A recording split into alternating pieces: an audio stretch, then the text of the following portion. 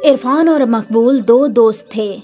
मकबूल की चिकन बेचने की दुकान थी और इरफान फिलहाल के लिए बेरोजगार था। क्या हुआ दोस्त, आज भी कोई नौकरी नहीं मिली? अब क्या बताऊं, समझ में नहीं आ रहा। इतनी तालीम का क्या फायदा जब एक नौकरी भी नहीं मिल रही। अब समझ में नहीं आ रहा कि क्या करूं। अब तो मुझ पे रुखसाना की भी जिम्मेदारी है। तुझे इतनी जल्दी निकाह नहीं करना चाहिए था मेरे दोस्त, लेकिन अब जब तूने निकाह कर ही लिया है तो काम बढ़ाना और ढूंढना ही होगा। तुम तो जानते ही हो कि कैसे हालात में मेरा निकाह हुआ है। अगर निकाह नहीं करता तो रुखसाना के अब्बा उसका निकाह कहीं और कर देते, लेकिन अब निकाह के बाद इतनी सारी जिम्मेदारियां आ गई हैं, समझ में नहीं आ रहा कि क्या करूं। अरे इरफान, तू शौरमा बनाना जानता है ना? हाँ हाँ, तो शौरमा की दुकान क्यों नहीं खोलता? दुकान खोलने के लिए भी तो पैसों की जरूरत होगी ना, वो कहां से लाऊंगा? मैं हूं ना, मैं तुझे कर्ज दे दूंगा। तेरा धंधा चल पड़ेगा तो लौटा देना। हाँ वो भी है। इरफान खुश होकर अपने घर गया और रुखसाना को ये सारी बातें बता दी। अल्लाह का शुक्र है, आपको कोई रास्ता तो मिला। अब जल्दी ही मेरी शौरमा की दुकान लगेगी। उम्मीद है अच्छी कमाई होगी और हमारे हालात भी बेहतर हो जाएंगे। होंगे ही, मैं दुआ करूंगी। मकबूल से पैसे कर्ज में लेकर इरफान ने शोरमे की मशीन खरीद ली। वो मकबूल से ही चिकन लेने लगा और उसकी शौरमे की दुकान शुरू हो गई। अरे भाईजान, एक शौरमा देना। हाँ हाँ, अभी लो। धीरे धीरे इरफान के शौरमे की दुकान पे कस्टमर्स की भीड़ लगने लगी। जायका तो बेहतरीन है भाई। होगा ही, सारे मसाले मैं घर पे ही बनाता हूँ। वाह बढ़िया, मजा आ गया भाई खाकर।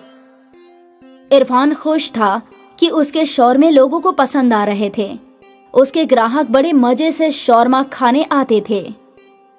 एक दिन घर पे बैठकर वो हफ्ते की कमाई गिन रहा था। 4,000 रुपए का मुनाफा हुआ है। इसमें से 2,000 रुपए हमारे घर के खर्च के लिए और सामान के लिए रखता हूँ और 2,000 रुपए मकबूल भाई का कर्ज लौटा देता हूँ। हाँ हाँ, यही बेहतर होगा। ऐसे ही चलता रहा तो जल्दी ही मकबूल भाई का सारा कर्ज चुकता हो जाएगा। बिल्कुल। उस दिन इरफान ने मकबूल को कर्ज की पहली किश्त लौटा दी। लगता है तेरा धंधा बहुत अच्छे से चल पड़ा है इरफान। हाँ भाई, दुआ करो ऐसे ही चलता रहे। हाँ हाँ बिल्कुल चलेगा, तू ऐसे ही मेहनत कर। हाँ भाई करूँगा। इरफान रोज शाम को अपने शौरमे की दुकान लगाता और उसके आते ही ग्राहकों की कतार लग जाया करती थी।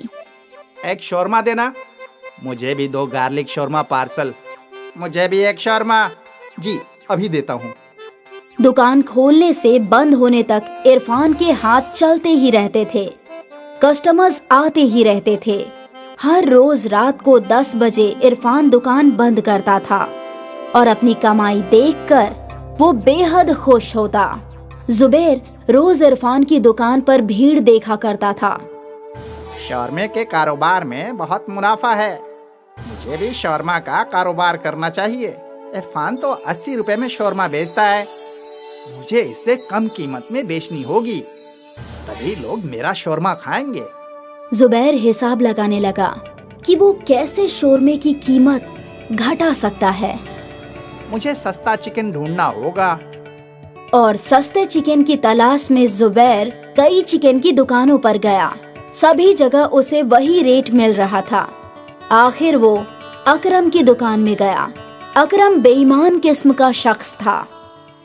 अरे भाईजान, मुझे चिकन रोज 10 किलो चाहिए, लेकिन कीमत वाजिब नहीं लग रहा।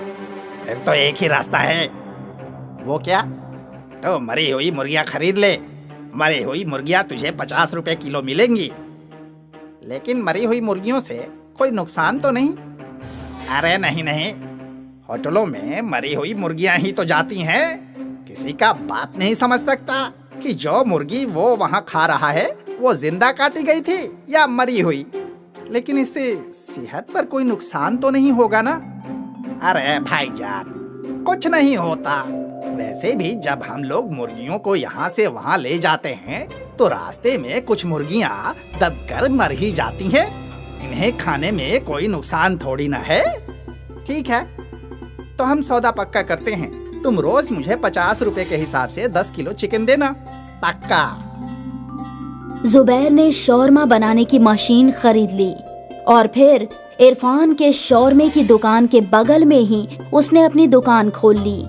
जुबैर ने बड़ी सी तख्ती पर रेट लिखवा दिया। जुबैर 50 रुपए में शौरमा बेच रहा था। अब जब लोग वहां पहुंचे तो काफी लोग जुबैर का कम रेट देखकर उसकी दुकान की ओर मुड़ गए, लेकिन अब भी कुछ ऐसे ग्राहक थे जो इरफान की दुकान में ही शौरमा खाने आते थे। भाई, तुम्हारे शौरमे जैसा जायका नहीं है वहाँ, कुछ तो गड़बड़ है। उसे 50 रुपए के शौरमा में फायदा हो रहा है, इसलिए वो बेच रहा है। वो भी है, लेकिन जो हमेशा खाते हैं वो तुम्हारे पास ही लौटेंगे भाई, फिक्र मत करो। हाँ, मुझे अल्लाह पर पूरा यकीन है। उस रोज इरफान मकबूल भाई से मिला। क्या हुआ इरफान, आज तुम्हारा चेहरा इतना उतरा हुआ क्यों है? अब क्या बताऊं भाई, जुबैर ने शौरमा की दुकान खोली है और वो शौरमा 50 रुपए के बेच रहा है। इतना सस्ता कैसे? वही तो मुझे भी समझ में नहीं आ रहा है भाई। जरूर वो कोई गोलमाल कर रहा है, हमें पता लगाना चाहिए, लेकिन कैसे? चलो मेरे साथ। उस दिन इरफान और मकबूल ने जुबैर का पीछा किया। उन्होंने देखा कि जुबैर अकरम चिकन वाले की दुकान में गया। अब समझा क्या? ये अकरम एक नंबर का बेईमान है। ये जरूर जुबैर को मरी हुई मुर्गियों का गोश्त सस्ते में बेच रहा है, लेकिन ये तो वाजिब नहीं है। लोगों की तबीयत खराब हो सकती है। अब हमें क्या करना चाहिए?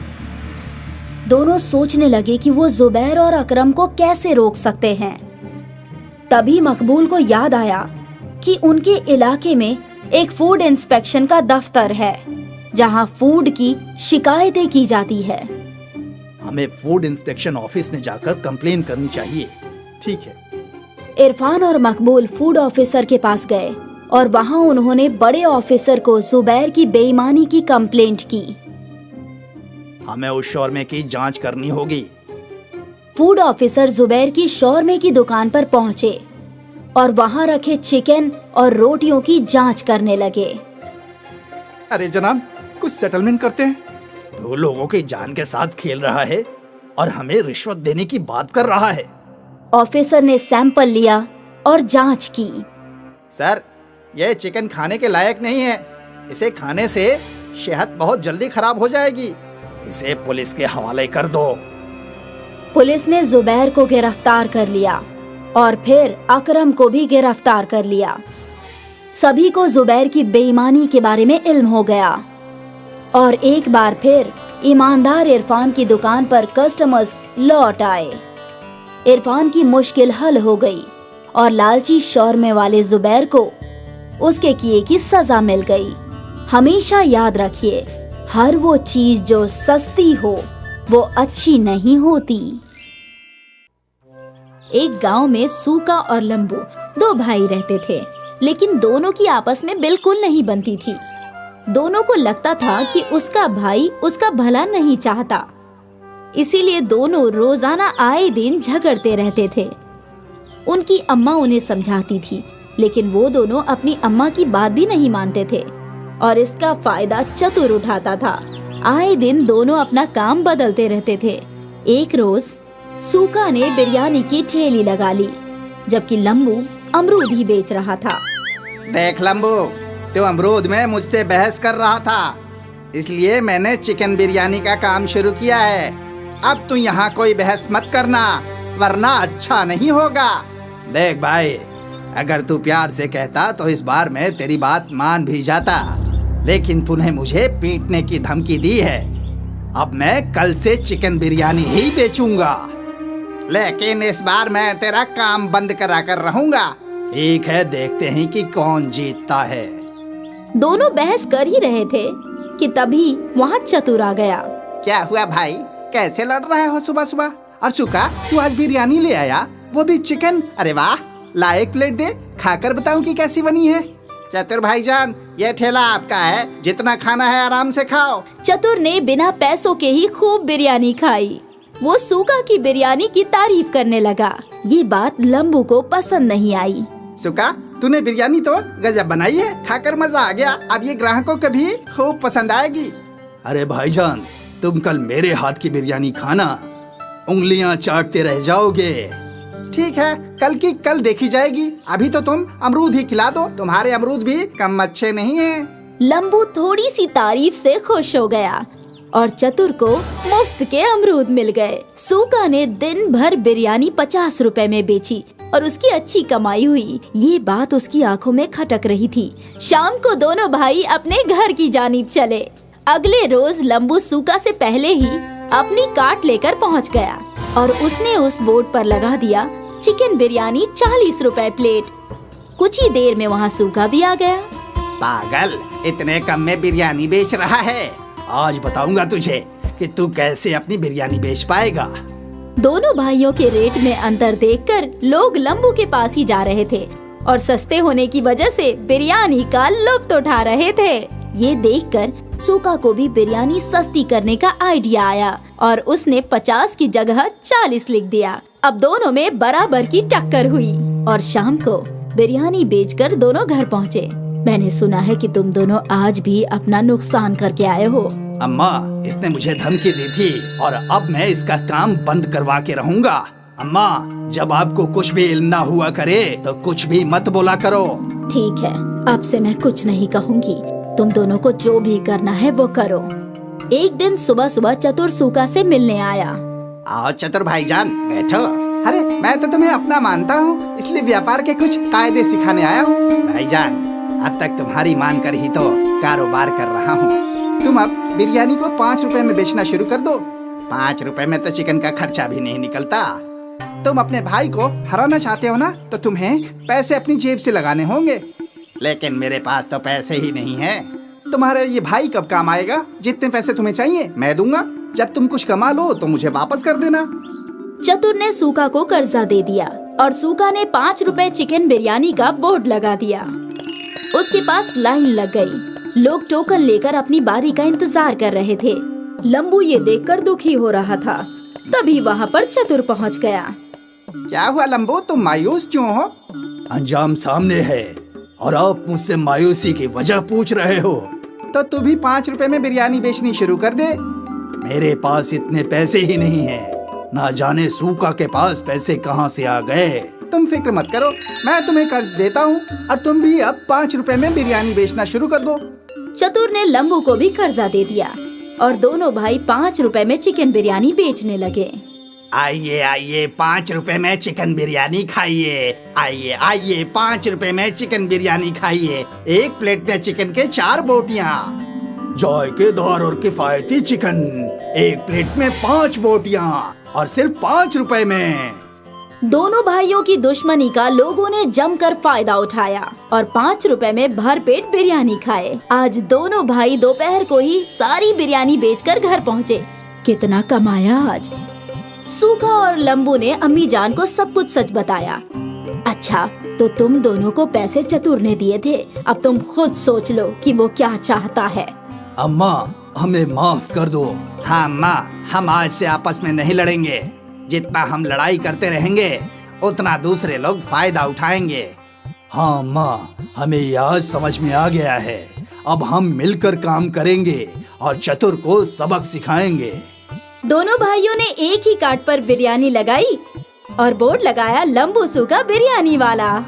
अगले रोज वो दोनों पहुंच गए। जब चतुर ने अगले रोज जाकर देखा तो उसके होश फाख्ता हो गए और उसने इत्तिहाद को देखकर वहाँ से दूर भाग जाना ही बेहतर समझा।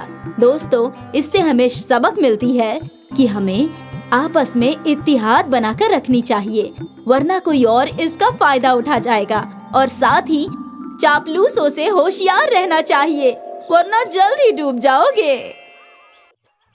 संगम नगर नाम का एक गांव था जो अपने खाने पीने की चीजों के लिए मशहूर था। दूर दूर से लोग संगम नगर में खाना खाने के लिए आते थे। संगम नगर के बाजार में हर दुकान खाने की ही थी। कहीं ढाबा, कहीं इडली स्टॉल, कहीं चाइनीज। कहीं बिरयानी सेंटर। सब लोग अपने अपने होटल चलाने में मस्त थे। अरे स्वामी, कैसा चल रहा है सब? बिल्कुल बढ़िया। दुकान खोलते ही खरीदारों की भीड़ लग जाती है। अरे बढ़िया है, मेरा ढाबा भी मस्त चल रहा है। दोपहर के खाने और रात के खाने दोनों टाइम पर मस्त भीड़ होती है। मेरा चाइनीज कॉर्नर तो बस रात में ही चलता है भाई। वो तो है, लेकिन तुम्हारे कॉर्नर पे सबसे ज्यादा भीड़ लगी रहती है। हाँ, रहेगी ना। चाइनीज खाना हिंदुस्तानियों को बहुत भाता है। यार मैं नहीं मानता। साउथ इंडियन खाना हिंदुस्तान में सबसे ज्यादा पसंदीदा है। मुझे तो लगता है पंजाब के आलू के पराठे सबसे पसंदीदा हैं। शायद ही कोई ऐसा हो जिसने आलू के पराठे नहीं खाए हों। चाइनीज तो हर कोई खाता है। हमारा इडली भी हर कोई खाता है। तो कैसे पता चलेगा कि सबसे पसंदीदा खाना कौन सा है? हम लोगों को किसी बहुत समझदार इंसान से पूछना चाहिए। गांव के बूढ़े चाचा जी, वो तो जिंदगी भर खुद बावर्ची रहे हैं, उन्हें जरूर मालूम होगा। चलो उनसे ही पूछते हैं। हाँ चलो उनसे ही पूछते हैं। तीनों होटल मालिक चाचा जी के पास गए। क्या बात है, आज तुम तीनों एक साथ यहाँ पर कैसे आना हुआ? चाचा, तुम हमें बताओ कि हिंदुस्तान का सबसे पसंदीदा खाना कौन सा है? चाइनीज, साउथ इंडियन या पंजाबी? अब ये तो बहुत ही पेचीदा सवाल है। हिंदुस्तान के अलग अलग हिस्सों में अलग अलग खाने पसंद किए जाते हैं। ये बताना मुश्किल है कि इन सब में सबसे पसंदीदा खाना कौन सा है। तो क्या हम कभी मालूम नहीं कर पाएंगे? एक रास्ता है, मुकाबला। और चाचा जी, कैसा मुकाबला? जरा हमें बताइए तो। तुम तीनों बड़े आकार के पकवान बनाओ अलग अलग और उन्हें लोगों के सामने रख दो। लोग खुद चखकर तुम्हें बता देंगे कि उन्हें पसंद आया कि नहीं आया। चाचा जी, वो हमें कैसे बताएंगे? वो क्या कहते हो तुम लोग, लाइक से उन्हें जिस किसी का भी खाना अच्छा लगेगा वो उस खाने के आगे लाइक का एक निशान लगा देंगे। अरे अरे वाह, ये तो बहुत ही अच्छी तरकीब है। इससे कितने सारे लोगों को हमारे खानों का स्वाद भी मिल जाएगा। और तो और हमारी तशरीह भी हो जाएगी और हमारी दुकान मशहूर हो जाएगी।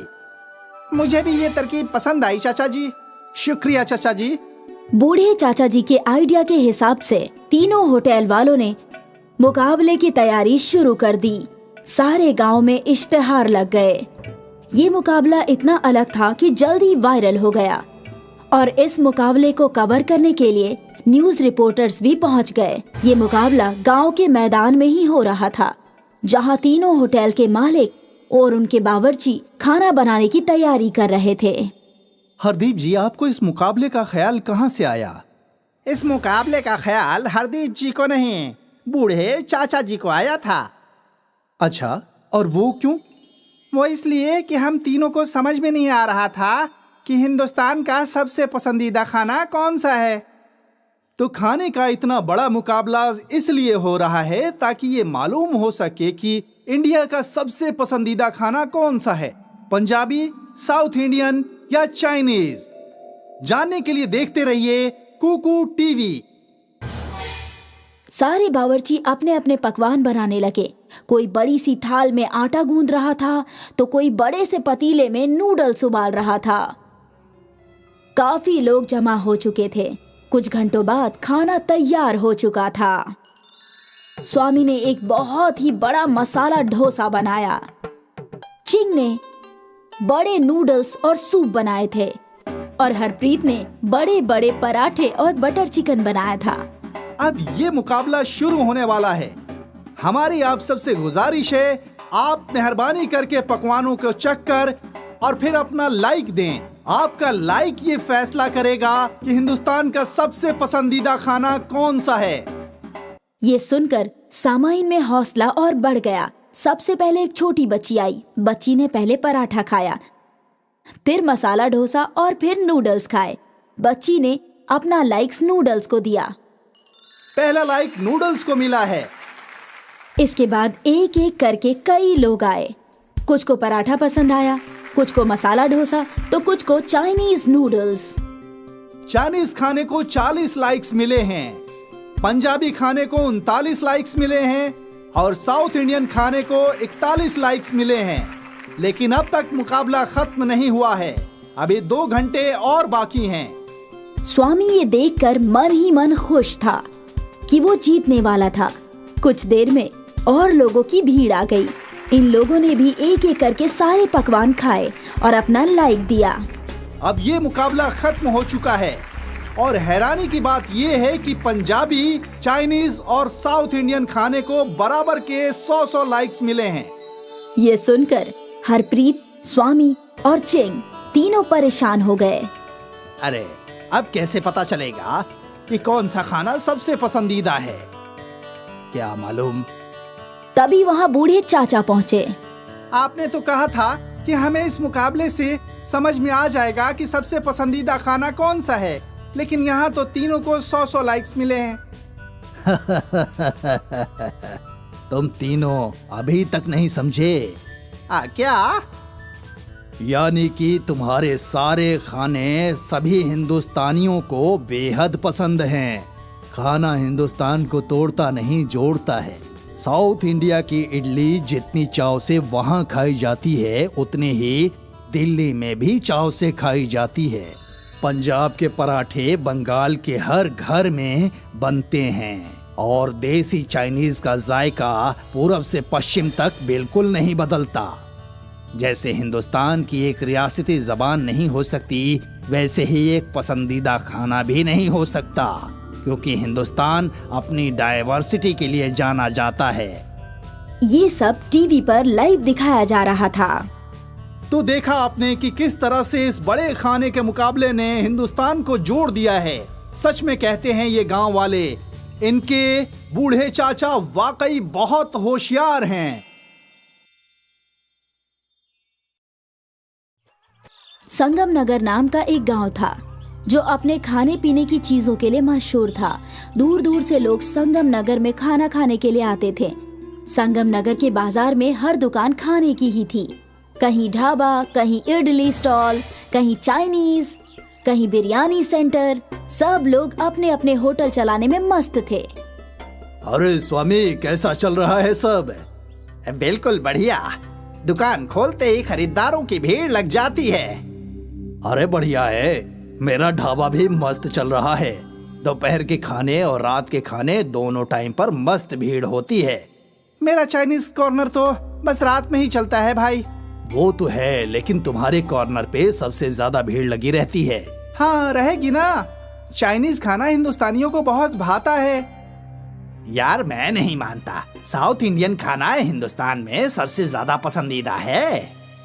मुझे तो लगता है पंजाब के आलू के पराठे सबसे पसंदीदा हैं। शायद ही कोई ऐसा हो जिसने आलू के पराठे नहीं खाए हों। चाइनीज तो हर कोई खाता है। हमारा इडली भी हर कोई खाता है। तो कैसे पता चलेगा कि सबसे पसंदीदा खाना कौन सा है?